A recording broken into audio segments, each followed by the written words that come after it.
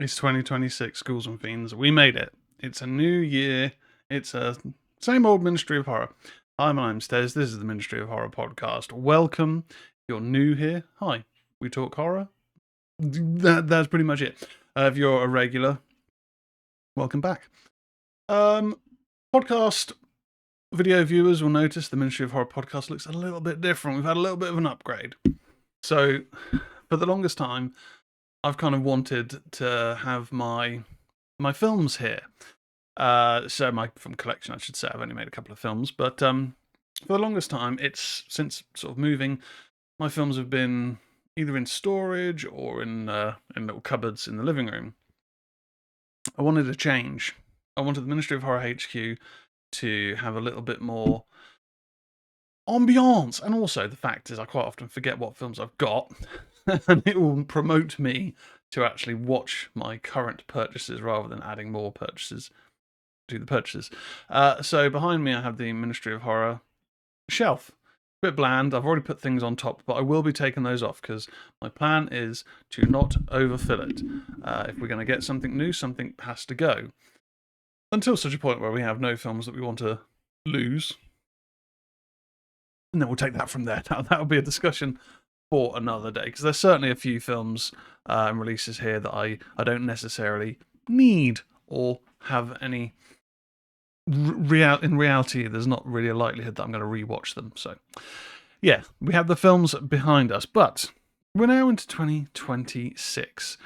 So for today's Ministry of Horror, we are going to be doing a 2026 upcoming preview. We're going to talk about some of the notable films coming out this year and give them a bit of a review, give them a score of my anticipation, I suppose, out of 10. I just realised I haven't actually set up, typical, I haven't actually set up my usual outlay, but we'll just go with this. Screw it. We'll just go with this. Keeping it, I don't know. This isn't how the show's always going to look. So as per usual, I've got to get the bit of admin stuff out the way. If you enjoy the Ministry of Horror on podcast platforms or on YouTube, be sure to give it a follow on whatever platform you do digest this. But we are also on social media, so TikTok is where we are growing the biggest. If you have TikTok, give us a follow, Ministry of Horror. Instagram, Facebook, yada yada yada. Of course, we have the Patreon, patreon.com/Ministry of Horror. If you want to support the channel and help the channel keep going, we have various different tiers there. We actually had a new bonus mini review has landed today. So fans of some classic early 90s cult horror, be sure to check out the Patreon. You get a little bonus review on there. There's going to be something each week, whether it be a poll, which will dictate something new for the podcast, whether it be a mini review, whether it be a bit of a discussion point, whether it be a rant. Yes, at some point on the Patreon exclusive, there will be rants. Unpopular opinions, perhaps. So keep your eyes peeled there. But where have we been? So we spent New Year's in the Lake District, and that was lovely, incredible. But whilst being away, the finale for Stranger Things dropped. So I think that while I'm not going to be reviewing Stranger Things Series 5, it would be remiss if I didn't have a little chat about it, talk about my thoughts on the season and the show as a whole. Stranger Things being one of those shows that would, when the earliest seasons would drop, I would just watch it all in a night or two. Absolutely loved it. Been a bit of a gap. The last couple of seasons there's been big gaps, but this time there has been a good couple of years or so between season 4 and season 5. Now I think I may have mentioned, and if I haven't, then I'll just briefly mention it here, my thoughts on the first 4 episodes of season 5. I absolutely loved them. I thought the reveal at the end of episode 4 of Will's powers was excellent. It was a moment to kind of go, okay, well, he does actually have some relevance other than, getting getting abducted in the first season. That was good. Enjoyed that. Obviously, there's more relevance there, but blah, blah, blah, blah, blah. And then we got into the second half. They dropped, the 3 episodes or so dropped, I can't remember, a week or so before New Year's Day when the finale dropped. And I did think that pacing in those 3 episodes is a little bit of an issue. The whole Nancy and Jonathan being stuck in a room seemed to go on forever. Wasn't really a fan of that. Carly, I mean, they weren't a popular character when they appeared in season 2 in one of the worst episodes, just because took the action away and it was quite dull. They certainly weren't really that popular this time around for different reasons, just not being, very interesting. And when we then come along to the latest, the finale, or so people. This will be the next discussion point. So a lot of people don't seem to think it is the finale, which I think.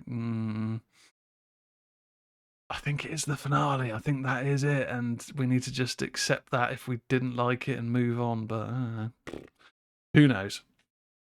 We got to the finale, and I watched it whilst being in the car because we were setting off fairly early-ish, packing the car to go to the Lake District for New Year's.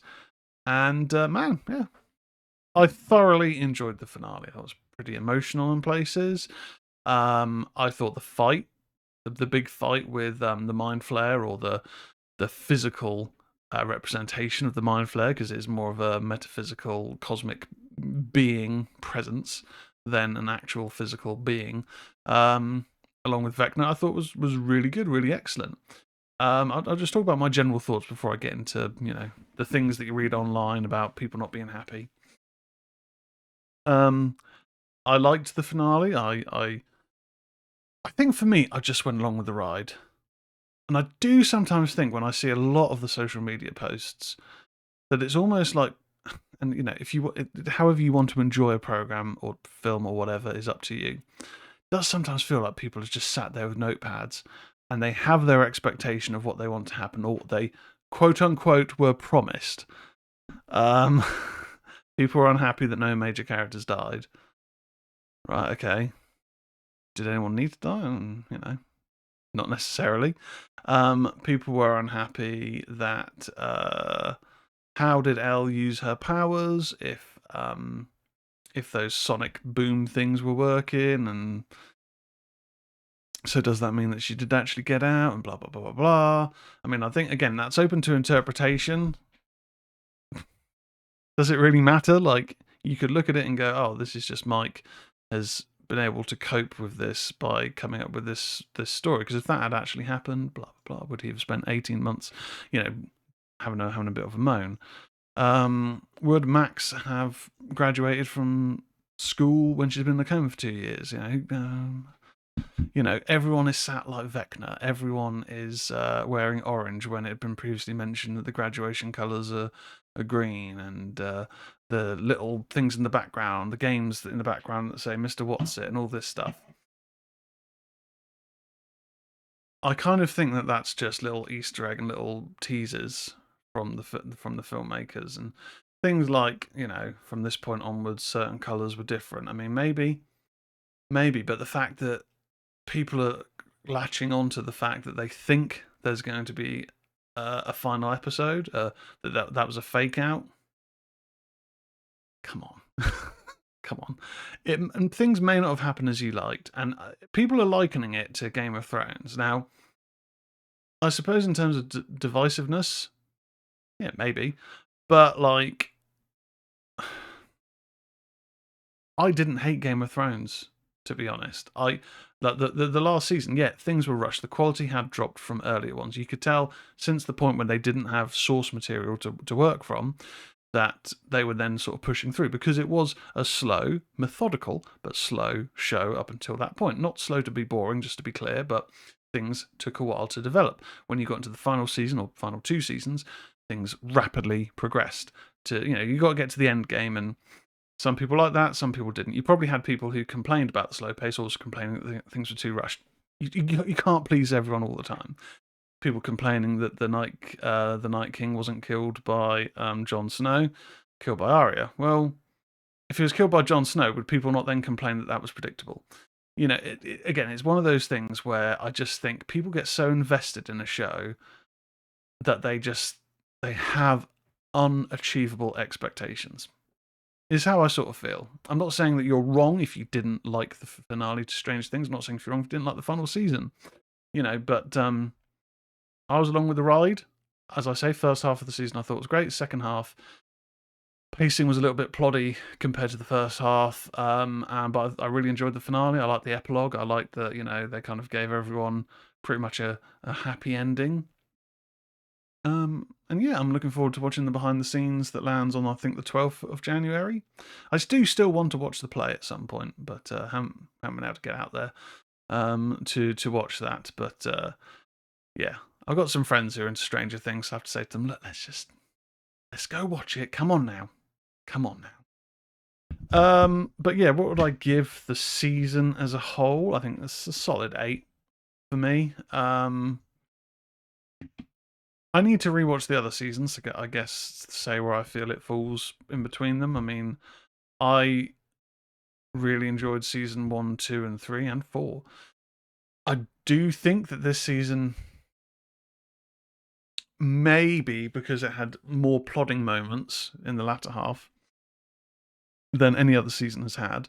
I don't think any other season has really had any kind of like massively drawn out moments from memory.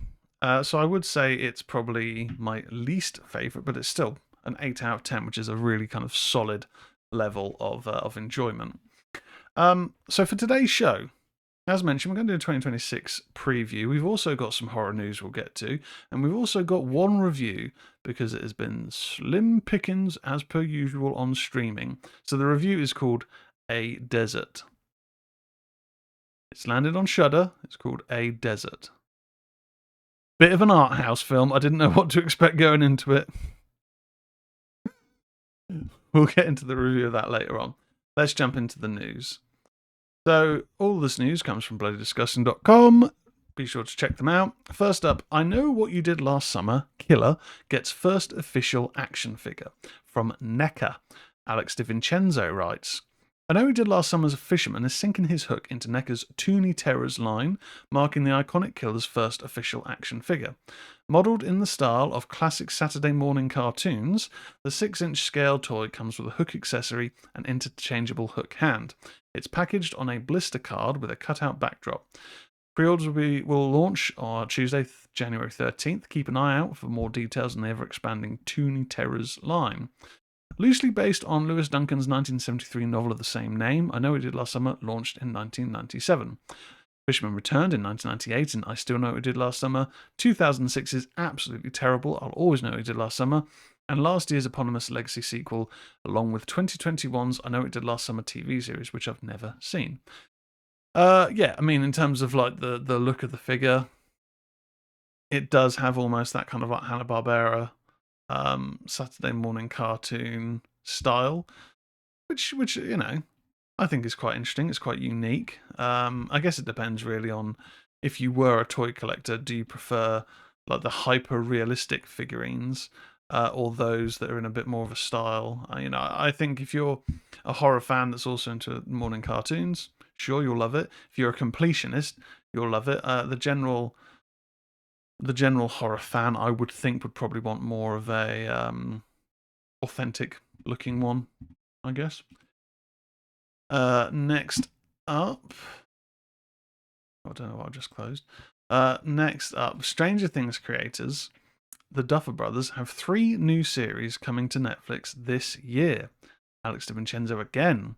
With Stranger Things having come to an end, series creators Matt and Ross Duffer are gearing up to depart Netflix and set up shop at Paramount, but they remain involved with several upcoming projects on the streaming giant.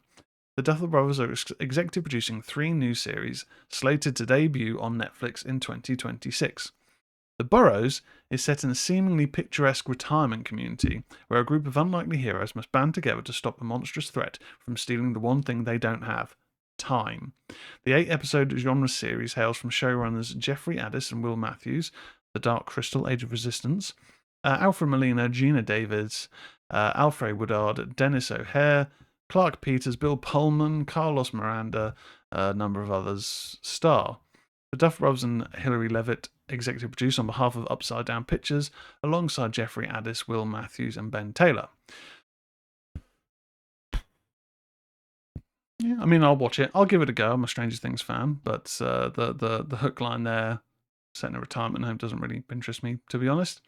Next, Something Very Bad Is Going to Happen follows a bride and groom in the weeks leading up to their ill-fated nuptials. That's not a spoiler, just read the title.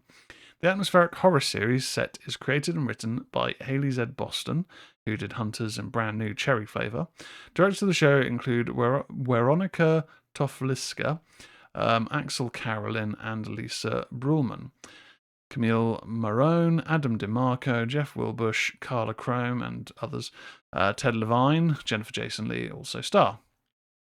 The Duff Brothers, blah, blah, blah, blah. Anyway, the one that we probably have heard a little bit more about is Stranger Things, Tales from 85.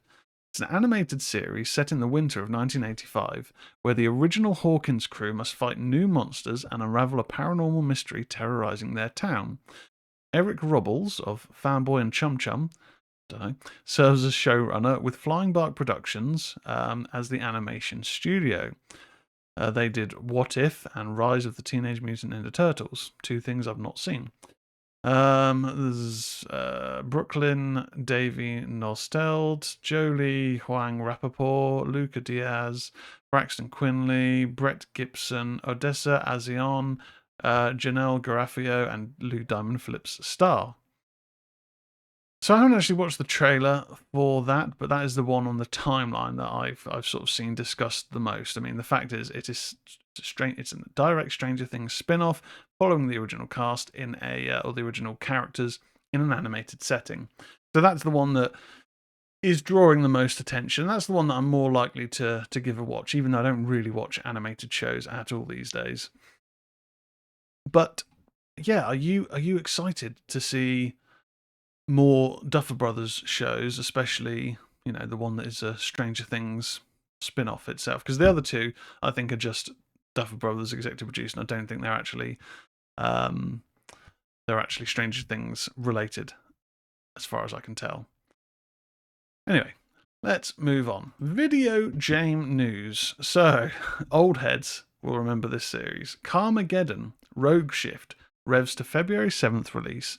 Mike Wilson writes, 34 Big Things revival of the Carmageddon franchise in Carmageddon Rogue Shift will launch on February 7th, and in addition to a new trailer, the developer spoke with PlayStation Blog, going into detail regarding the gameplay for the upcoming roguelite racer. Head of design for Rogue Shift, Giuseppe Enrico Franchi, explained that the team wanted to create a robust game loop with a fast, accessible, but never trivial handling model at the core of it. Unlike the previous entries in the series, Rogue Shift adopts a roguelite approach. Every campaign run offers a unique journey through a randomly generated graph. Not only will you have 15 unlockable vehicles with their own respective stats, you can also unlock 13 weapon classes and 80 plus perks to create outrageous synergy. Furthermore to the roguelite motif, the Carmageddon isn't over when you wreck your ride. Instead, you'll begin anew, retaining certain permanent bonuses you've unlocked. As you make it further with each subsequent run, the synergies and archetypes you craft with your weapons, car, and perks will become all the more obvious. Our goal is to get you into that flow, firing on all cylinders, a flow state we fondly remember from the original Carmageddon games, and, more in general, the combat racing games that defined the genre. Look for Carmageddon Rogue Shift on the PS5, Xbox Series, Nintendo Switch 2, and PC via Steam and Epic Games Store. I don't really know how long the Carmageddon series has been running, but I definitely remember Carmageddon 1 and 2 on the PC back in the day. Growing up, a friend of mine was really into his PC gaming. My family never had a very good PC. Like, we'd get a PC, but it wouldn't be like, it wouldn't be able to run the modern games. It might be able to run a newish game for the first 6 months of having the PC, and then very quickly it'd be like, oh, we need more RAM, we need a better graphics card, and things just, as they always are, expensive and come too often. So we never played the Carmageddon games myself. I never owned them, but a friend of mine had Carmageddon 1 and 2, and they were a lot of fun, but it was basically just try and run over as many people as you can in the time limit and get the biggest score. There wasn't much to it. Now, this has gone for a roguelite approach. I don't really play the rogue games. I think the closest I've got to a roguelite or roguelike is, oh god. I was going to say Halo. It's not Halo. What am I talking about? Hades. I have got Hades on the Switch. I haven't played that much of it. I'm not very good. I'm a story focused gamer. So this probably won't appeal to me. Just to be honest. And then finally, in the horror news, A24's slow burn horror Undertone gets teaser poster trailer tomorrow. Alex DiVincenzo writes, the teaser poster for Undertone wants to be heard ahead of tomorrow's trailer drop. The slow burn horror film premiered at last year's Fantasia Film Festival, igniting a 7-figure bidding war from which A24 emerged victorious. Nina Kiri stars as the only on-screen character, a paranormal podcast host who moves into her dying mother's house to be her primary caregiver. When she receives audio recordings of a young pregnant couple experiencing supernatural noises, she realizes the woman's story mirrors her own. Each new recording scratches at her sanity, drawing her into a fate she cannot escape. Writer-director Ian Toisson makes his feature debut on the Canadian production, leading to a gig helming the upcoming Paranormal Activity reboot. Chris Holden, Michelle Duquet, Kiana Lynn Bastidas, and Jeff Young lend their voices to the movie. Dan Slater for Slaterverse Pictures and Cody Callahan for Black Fawn Films produce. Okay.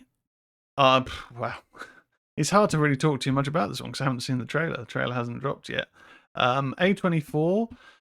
Yeah, A24 for a long time was one of those names that you could guarantee quality. One of my did not finishes that I had intended to watch to review recently was Death of a Unicorn, or whatever it's called, the Paul Rudd and Jenna Ortega vehicle. That's just one of those like comedies with a bit of a horror tinge to it, but one of those I suppose you just call it a dark comedy that wasn't really that funny. You know, I could tell what they were kind of going for with characterizations or being a little bit slightly off kilter, a little bit quirky humor. But it didn't land with me. I struggled to really kind of care about that one.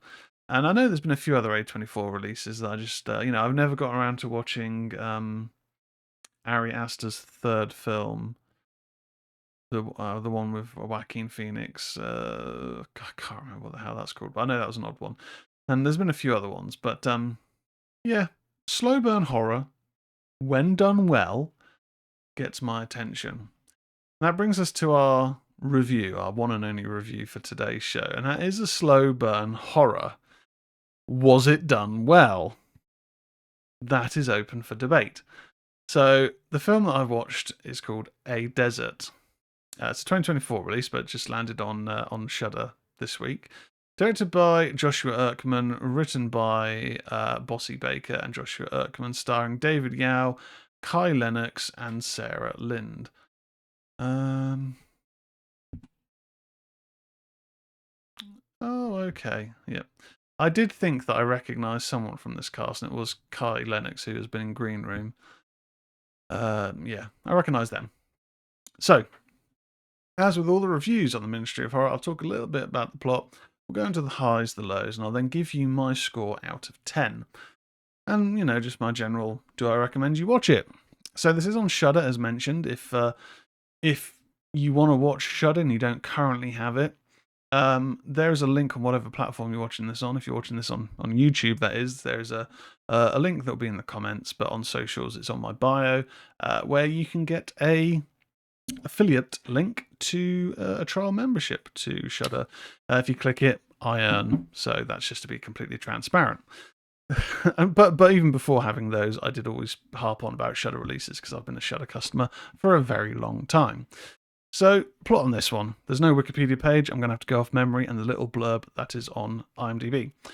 A photographer's road trip takes a dark turn when he befriends a reckless couple, plunging him into a nightmarish neo-noir spiral of unpredictable horror. So,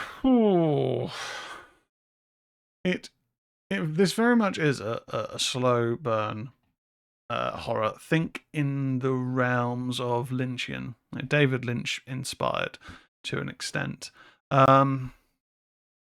We follow Kai Lennox's photographer, who is going across, I think, like Nevada, different areas, where he's taken all these pictures of derelict,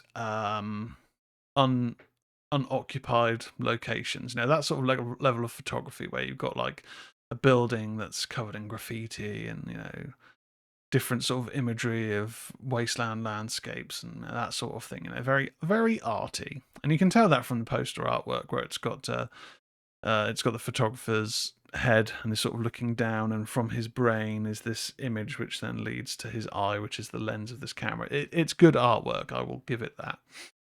And he's staying at a motel where he meets this hillbilly chap and this woman who is supposedly his sister. It's never really clear if it's his sister or his partner or what exactly is going on there, but they kind of give off that California vibe, Brad Pitt in California.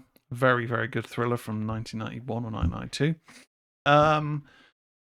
Which then leads to having to spend more time with them than he would like for the photographer. Now, we're focusing on a number of different characters. They're connected, but a number of different characters in this film. So where it says we're following the photographer, that is only really, I suppose, the first third of the film, truth be told. In doing so, we're then jumping around from one uncharismatic individual to another. Now, this isn't one of those films where, like a Rob Zombie film where there's really difficult for anyone to root for because everyone's nasty. It's not really like that. It's very clear in this who's a protagonist or an anti-hero and who's an antagonist. But it does feel as though it's sort of odd for odd's sake. When it gets to the reveal in the latter third of the film as to what is exactly going on, when I say what is exactly going on, that then gets turned on its head in the epilogue, like the final 5 minutes of the film. So it is one of those films where, again, interpretation is very much open. But in the final third of the film, when we get the reveal of what is occurring, it does feel like it's kind of come out of left field, and it doesn't really feel very earned, to be honest. Yeah. It does feel like it's kind of odd for odd's sake. I mean, it is shot very well, I'll give it that. The score in this works very well at being very moody and building up, a sense of creeping dread. Performances in this, I do think, are pretty good.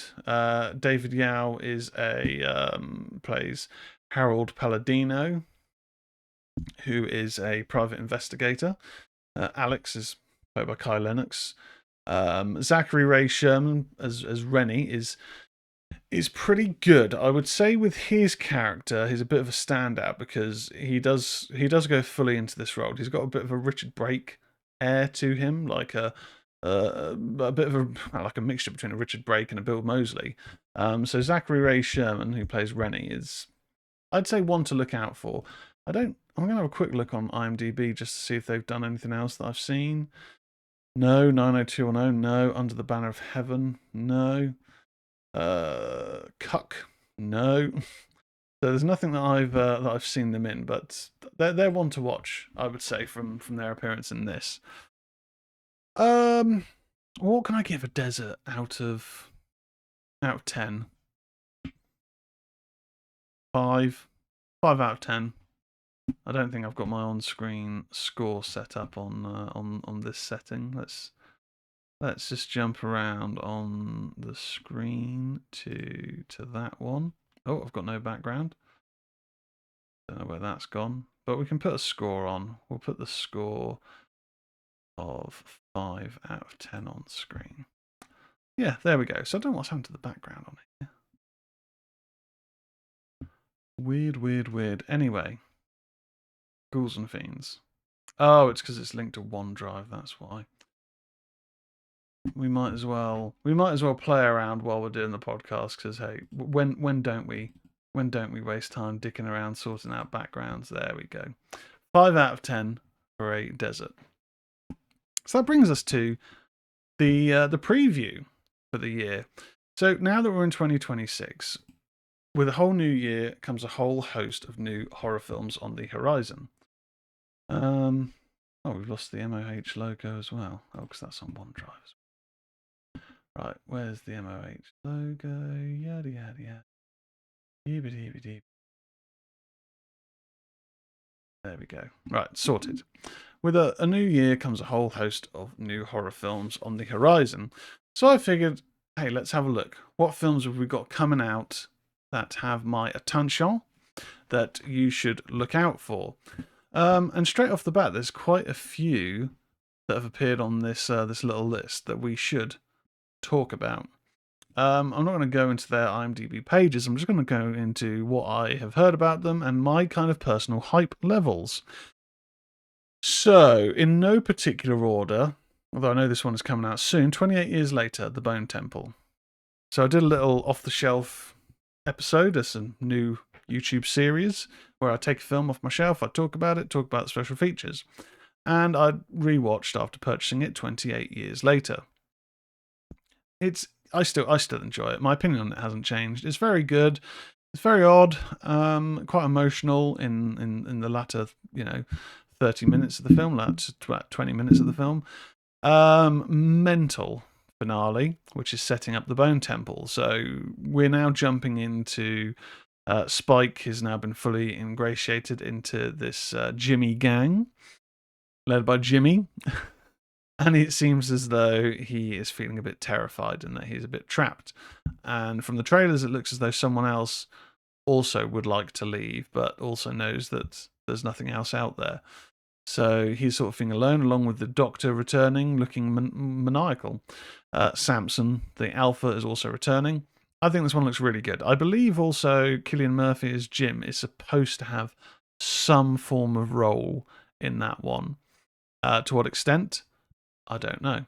But hype levels for 28 years later, if we're going to put it on, let's give it a scale of hyped, will watch, not fussed. Hyped. Hyped for 28 years later.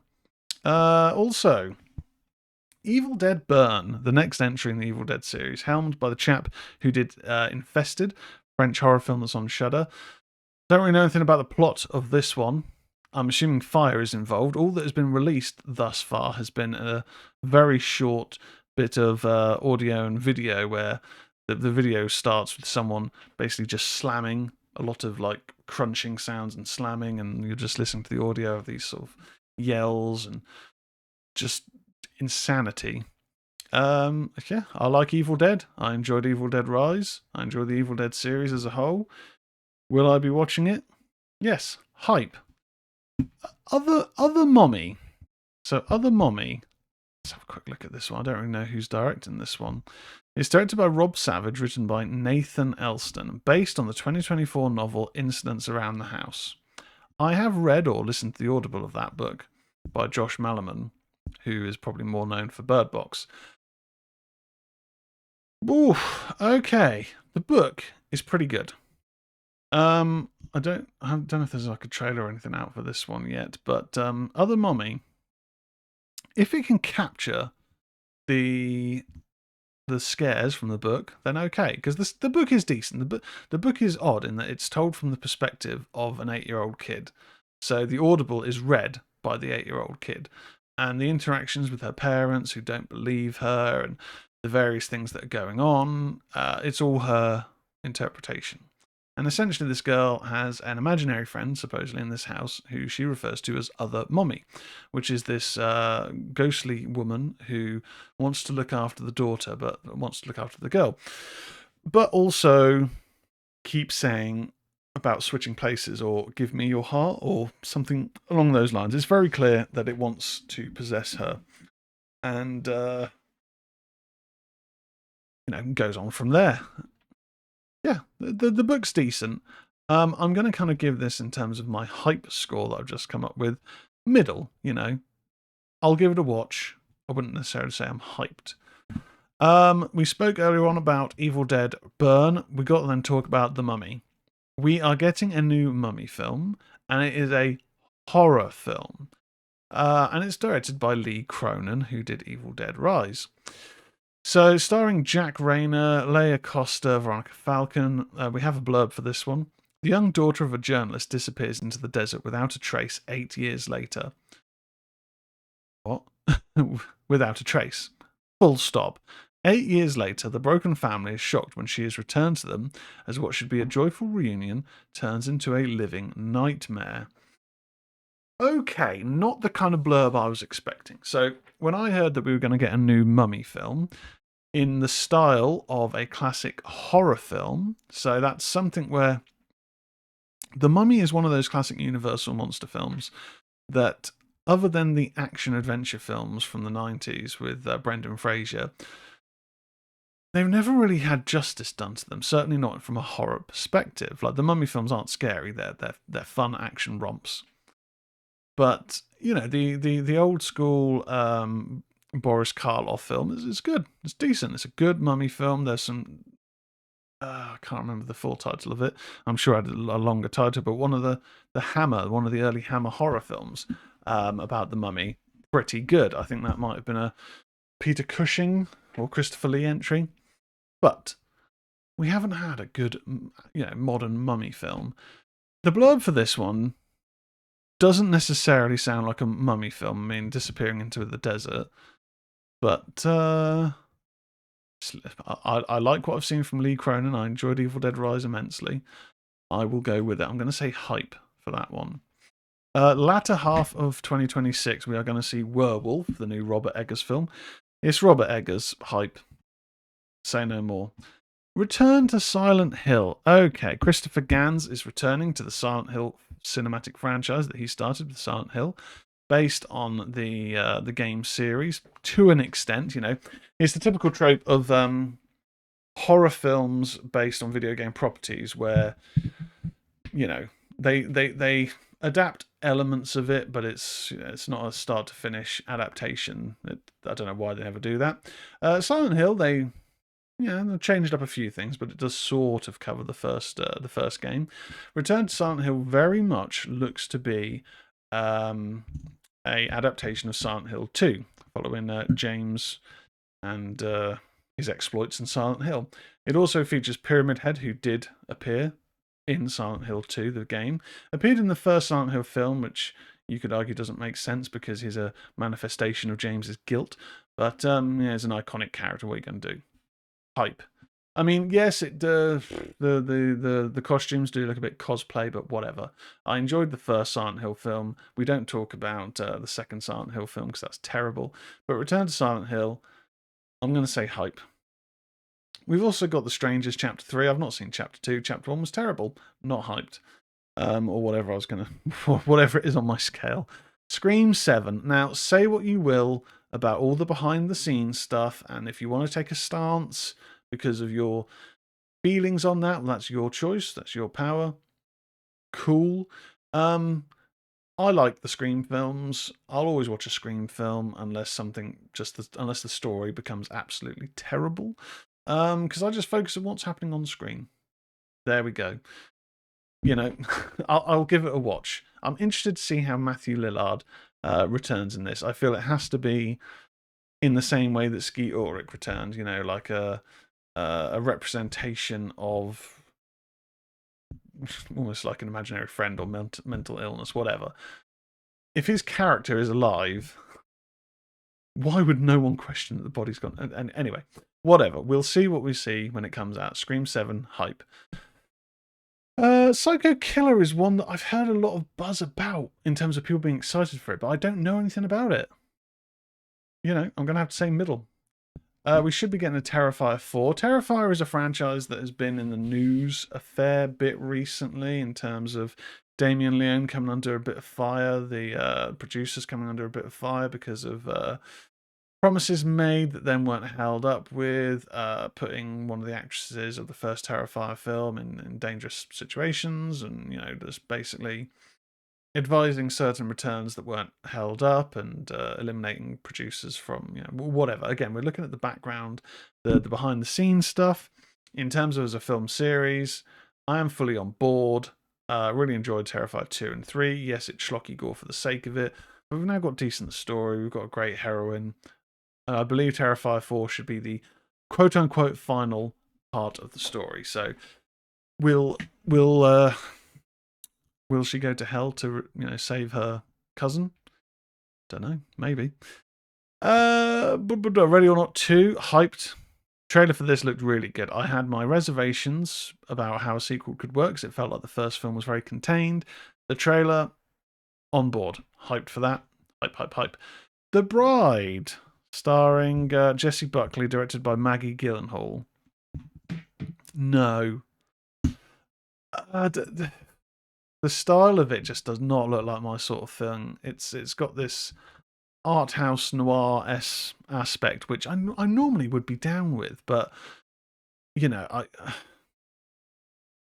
when it comes to these sort of classic characters, it's going for like this Bonnie and Clyde sort of thing, but they're like kind of undead, and it looks like ink as opposed to blood all over the faces. It's just, I don't know. I haven't seen enough from the trailer to make me think this won't be a bit too pretentious for me. That's kind of where I'm feeling at the moment. Maybe a little bit too pretentious for me. So not hyped for The Bride. We should be getting Mike Flanagan's The Exorcist film. I hope that they don't just call it The Exorcist. I don't like that approach to having sequels that are called the same name as the original. And as far as I know, it is a sequel, or it is a film set in the Exorcist universe. Essentially, it is not a remake, to my understanding, of the original film. So just don't call it just The Exorcist, please. Mike Flanagan, I do like his stuff. I liked Exorcist Believer. I know everyone didn't. I did. So I will say hyped, because I'm always interested to see what Mike Flanagan can do. And I like the property on the whole of The Exorcist, as a lot of horror franchises go, lots of ups and downs. I'm interested to see that one. What else have we got on my little list? We've got, I wouldn't call it a horror, but Scary Movie 6, middle. I enjoyed the first couple of Scary Movie films. We've got the Wayans brothers back, along with Anna Faris. Yeah, middle. I'm not going to say I'm hyped for it, because a lot of the later sequels were terrible, but interested to see what happens. Hokum. The teaser for this was incredibly effective. Hokum, directed by Damien McCarthy, starring Adam Scott. A horror writer visits an Irish inn to scatter his parents' ashes, unaware the property is said to be haunted by a witch. The trailer for this, as I say, incredibly effective. Whether the film can uphold that, not sure. The directors of the pieces, God, my brain's gone blank as to what other films they did. Caveat: I'll need to give it a rewatch. I can't remember too much creepy about it. I remember it being decent, but I can't remember too much standing out about it. Oddity, generally pretty good. I don't think it met the hype for me, but it did have some it was very well shot and had a couple of really, really good creepy scenes in the middle. Generally interesting story, though. Very original. I remember both being very original. So Hokum, yeah. Okay, yes. Yeah, I'm going to say hype. Clearly hyped for Hokum. Okay, and I think we've got a couple more that I noted on here. Did I? Iron Lung, the Markiplier self-funded film. Yeah, don't know. I've never really watched Markiplier's content. Don't really know much about him. Yeah, not too much more to say on that one. And also Primate. Primate comes out, I believe, in January. January 30th. It's an ape monkey horror film. Middle on my hype level, I would say. I'll just have a quick look on a further list just to see if there is anything that I've missed. Of course, here is one that I am very hyped for. And this is one we'll end on. Obsession. Curry Barker, his feature debut, which I believe has also got neon behind it.